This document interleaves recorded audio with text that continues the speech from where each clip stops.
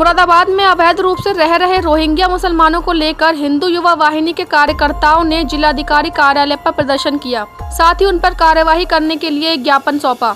हिंदू युवा वाहिनी के जिला अध्यक्ष अंकित सिंह का कहना है कि शहर के अलग अलग इलाकों में रह रहे रोहिंग्या मुसलमान आपराधिक घटनाओं को अंजाम दे रहे हैं। वहीं उन्होंने पुलिस पर आरोप लगाते हुए कहा है कि शहर में रोहिंग्या मुसलमानों के रहने के स्थान और उनकी संख्या के बारे में कई बार पुलिस अधिकारियों को जानकारी दे चुके हैं। बावजूद इसके पुलिस ने आज तक कोई कार्यवाही नहीं की है। साथ ही उन्होंने कहा कि अगर जिला प्रशासन और पुलिस ने रोहिंग्या मुसलमानों पर कार्यवाही नहीं की तो वह इसकी शिकायत मुख्यमंत्री से करेंगे। आज हिंदू युवा वाहिनी के द्वारा जो ये ज्ञापन दिया गया है, ये रोहिंग्या घुसपैठियों के लिए दिया गया है, जो कि मुरादाबाद के अंदर प्रवेश कर गए हैं और वो अवैध रूप से रह रहे हैं।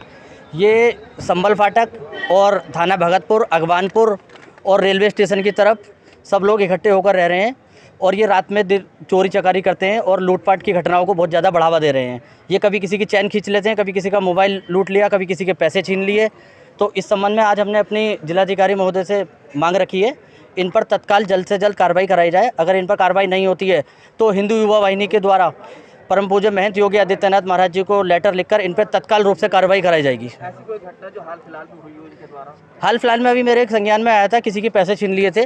तो रात का समय था, लगभग 11:30 बजे का। मुंह पे उसने फेस अपना कवर किया हुआ था, मास्क लगा हुआ था और उसने किसी कपड़े से, काले कपड़े से मुंह कवर कर रखा था और वो उसने उसकी पैसे छीने और उसने मुझे फ़ोन किया रात में, बोले भैया इनको संज्ञान लो। इसी चक्कर में आज हमने इसकी 2-3 दिन से हम लोग इसकी जांच कर रहे हैं। ये लोग किसी विशेष लोगों को टारगेट करते हैं या फिर सभी के साथ? ये सभी के साथ टारगेट करते हैं, क्योंकि ये सभी देशवासियों को नुकसान पहुंचाएंगे। ये ऐसा नहीं है कि ये क्रिमिनल लॉबी के लोग हैं, तो इनकी कोई भी किसी प्रकार का कोई ऐसा इन पे विश्वास नहीं किया जा सकता एक पर्टिकुलर किसी एक व्यक्ति को नुकसान पहुंचाएं। क्या रही होगी मुरादाबाद में? संख्या इनकी मुरादाबाद में हज़ारों के उसमें है, लेकिन ये अलग अलग ग्रुप बनाकर रह रहे हैं। कहीं पे 50 फैमिली रह रही हैं, कहीं पे 20 फैमिली रह रही हैं, कहीं पे 30 फैमिली रह रही हैं।